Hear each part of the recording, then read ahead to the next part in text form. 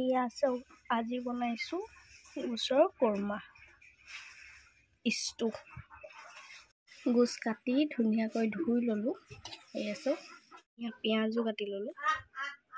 এতিয়া কুকাৰ পাতি দিলোঁ। কুকাৰটো গৰম হৈ গ'ল। তেল দি দিম এতিয়া ৰিফাইন তেল দিলোঁ আৰু ইলাইচি দি দিলোঁ। তেজপাত নাই দিয়া। মাছ দি দিলোঁ। এয়া চাওক পিঁয়াজখিনি ৰঙচুৱা হ'ব হৈছে আৰু নহৰু দি দিছোঁ। আদা ধুনীয়াকৈ মিলাই দিলোঁ পিঁয়াজ আৰু আদা নহৰুখিনি।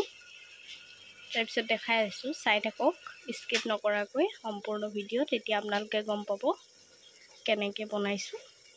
এতিয়া মাংসখিনি দি দিলোঁ। দি ধুনীয়াকৈ লৰাই দিম। নিমখ দি দিছোঁ। ধুনীয়াকৈ মিলাই দিম।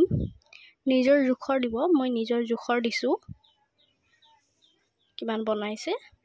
মাংসৰ পৰা পানীখিনি ওলাইছে। ওলাই শুকাই লওক। আপোনালোকে কেনেকৈ বনায় জনাবচোন। ওপৰত ঢাকনিখন মাৰি থৈছোঁ। পূৰা উতলি আছে। এতিয়া লৰাই দিম। উতলি গ'ল পূৰা, পানীখিনি শুকাইছে আৰু আধা। এতিয়া পানী দিব পৰা যায়। পানীটো দি দিম।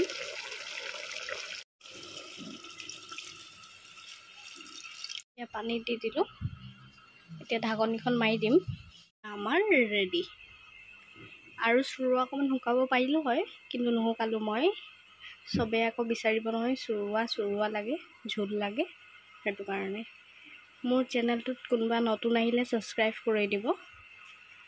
মোৰ ভিডিঅ'টো ভাল লাগিলে লাইক কৰিব, কমেণ্ট কৰিব, শ্বেয়াৰ কৰিব আৰু ছাবস্ক্ৰাইব কৰি দিব।